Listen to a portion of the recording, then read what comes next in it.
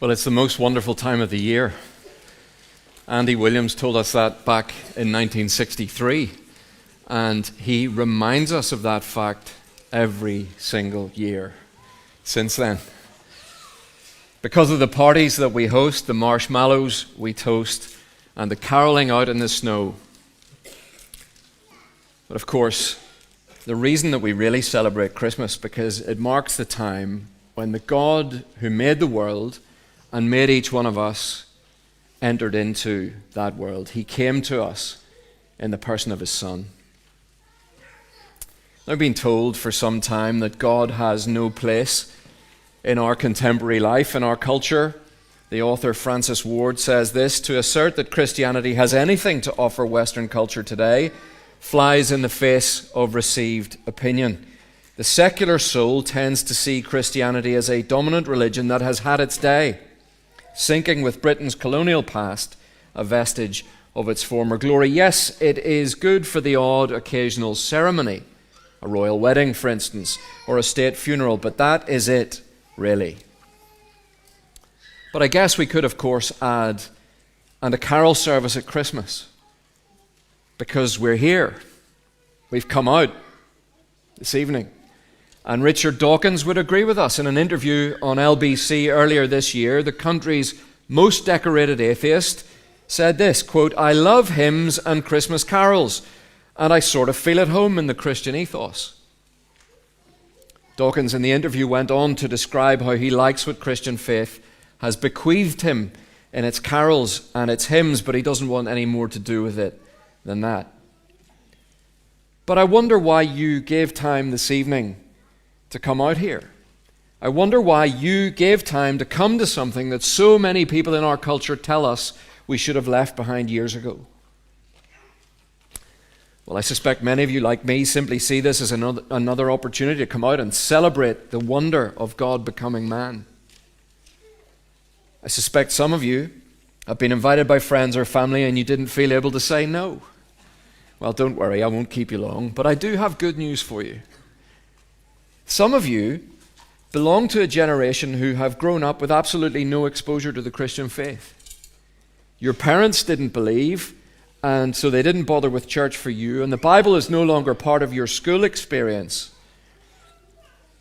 But you've begun to question the purely secular view of the world that you have imbibed. You're wondering, is there maybe more to it than I've been told? This thing called life. Maybe this is the journey that the Fleet Foxes describe in the opening verse of their song Helplessness Blues. I was raised up believing I was somehow unique, like a snowflake, distinct among snowflakes, unique in each way you can see. And now, after some thinking, I'd say I'd rather be a functioning cog in some great machinery serving something beyond me. But I don't know what that will be. I'll get back to you someday soon. You will see. You're thinking maybe actually you're not the measure of all things, and there is something or someone beyond you, beyond the secular worldview that you've grown up with. Maybe there is something to this Christian story. Some of you, on the other hand, are a bit older, and you know the carols, and you know the truths that they tell. There's a familiarity there, but the reality is they belong to a life that you left behind.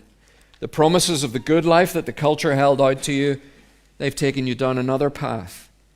But you've begun to notice that that pursuit has led you to a place that you didn't really want it to. The promises that the culture has made to you has taken you to a place that you actually don't like. Why is everyone so angry all the time? Why is there so much anxiety around all the time? Why am I like that? I have plenty of the things that are supposed to make me happy, but I keep finding myself climbing the wall of worry. Maybe it's time to revisit the promises that Christmas holds out. Well, whatever your reason for coming this evening, I'm glad that you're here, and I'm glad because the Christmas story has answers to those questions. And I want to suggest that if you follow the story to where it leads, it offers real hope and it promises lasting joy. Not just in a generic sense, but for you. Whatever your reason for being here, the Christmas story, if you follow to where it leads, offers you hope and joy. In this brief time together, I want to focus on one verse from the last reading we had, John 1. It's on page 10 of the handout, if you can turn back there. Verse 14, right at the end. And the Word became flesh and dwelt among us, and we have seen his glory, glory as of the only Son from the Father, full of grace and truth. In that verse, we have a tightly packed summary of what is happening with the birth of Jesus Christ. And it tells us that the Christmas story, is a story about three things. It's a story about many things, but there are three things I want us to see. And the first is this: Christmas is a story about reality. Let's be honest, Christmas can feel like a bit of a fairy tale. From the ancient images of the baby in the manger that we have perhaps on Christmas cards, the images, the art that goes with the Christmas story, from there to the school nativity plays, even to the adverts and the films that all have a happy ending, it can all feel a bit distant from reality, can't it? From the grime and grit of our experience of life. And again, to be honest, the claim that this verse makes sounds quite far-fetched in itself. John tells us that the Word, that is, the Word who we're told up in verse 1 of that reading, the Word is God, his ultimate self-expression, that God became flesh and dwelt among us. The verse is saying, he's saying that Jesus, the one born in the manger, is the divine Son of God who has stepped into history. No ordinary birth, no ordinary child. Which is why what he says next in verse 14 is so important.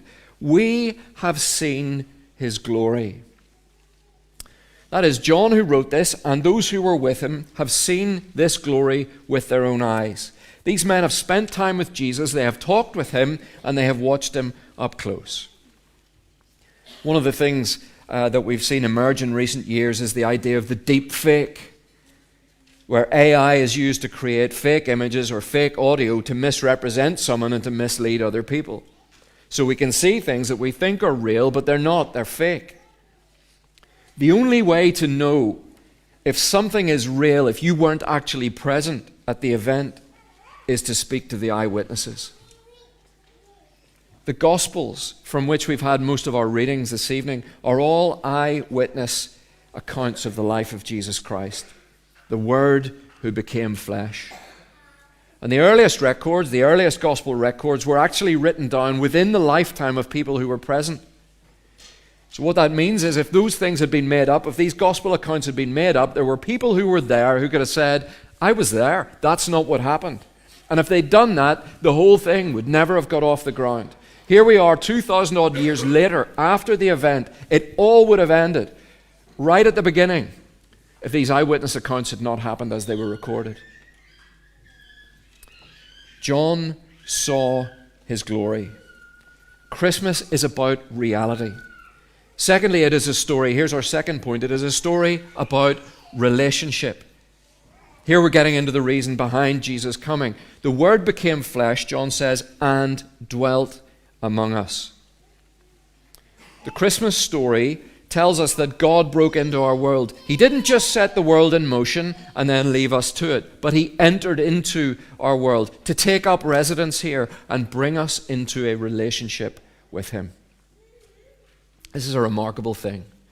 The God of the Bible is not an individual. The God of the Bible is a trinity of three persons, Father, Son, and Holy Spirit, who have known and loved each other from all eternity. Now you'll know, if you're in a love relationship, a real relationship of love, you don't really need anyone else because you're happy. So, if you have Father, Son, and Spirit enjoying perfect love for all eternity, why would you create a world filled with other personal beings? The answer is to share your joy with them. There is no other good reason. If you're perfectly fulfilled, perfectly content, there is no other good reason. You already have absolutely everything you need.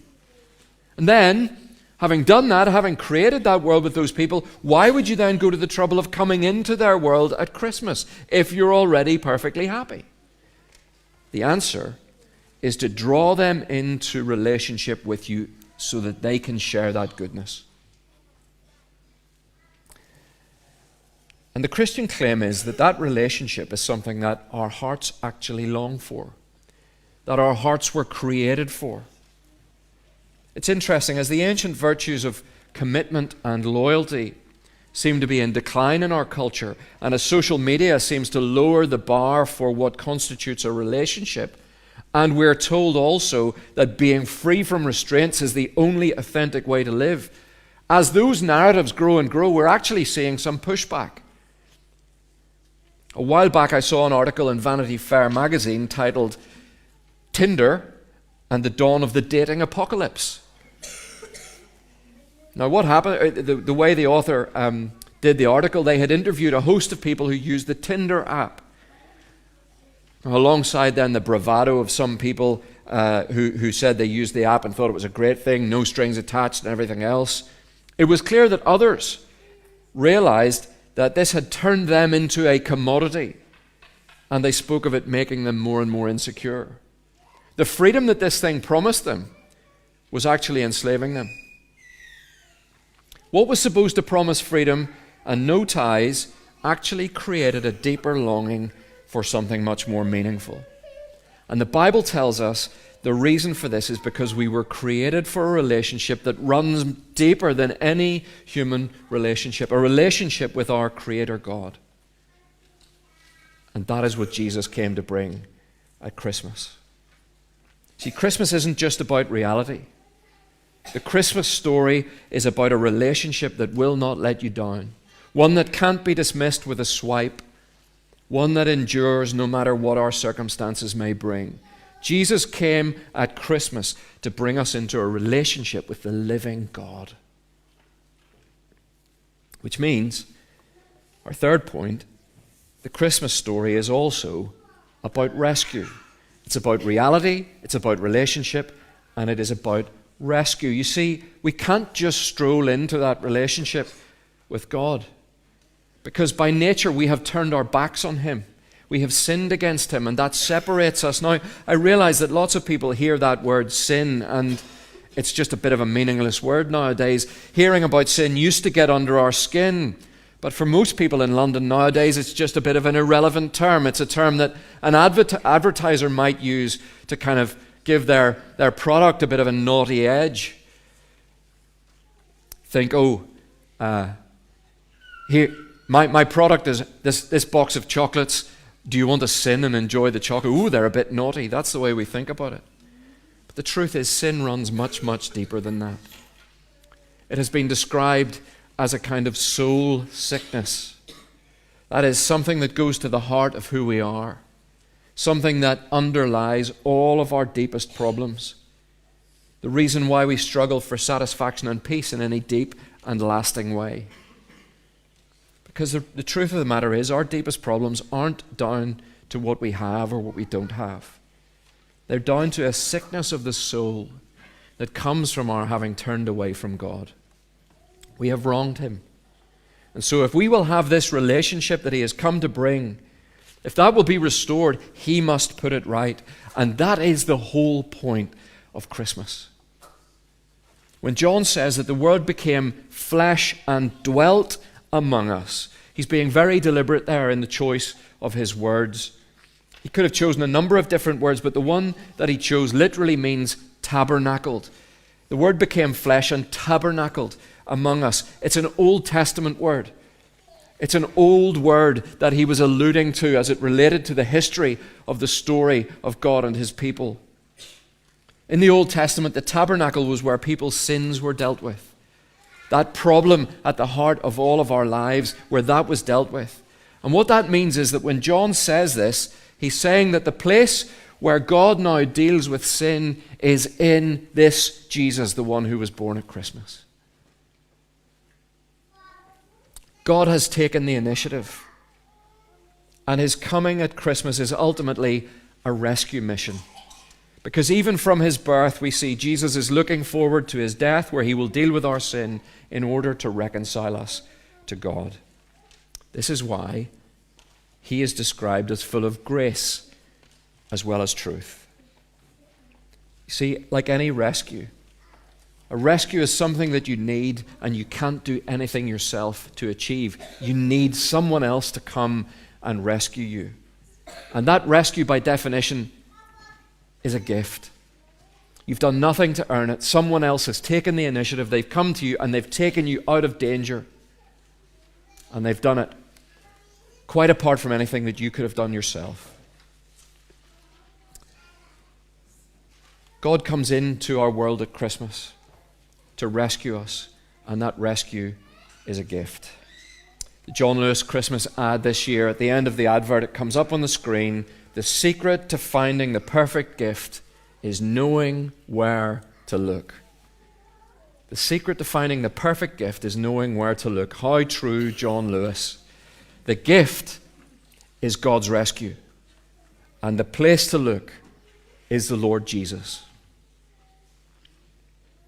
My question to you this evening is, would you do that? Would you do that? Would you look into Jesus? Perhaps it means going back to him. Would you go back to him? Look again at who he is and what he has come to do. Many of us give something up for January. Well, can I encourage you to also take something up this January? Take up coming to church on Sundays and consider what you hear. You'll be very welcome here. You can slip in at the back. People will be very friendly and glad to see you. We'd love to see you back. Take up coming to church and consider what it is you hear. Christmas tells us that God came into the world to save us. Can you afford to pass up on that without being absolutely sure? Another option might be coming along to Hope Explored. These flyers are on your seat. All the information you need on there. 3 weeks, 3 evenings.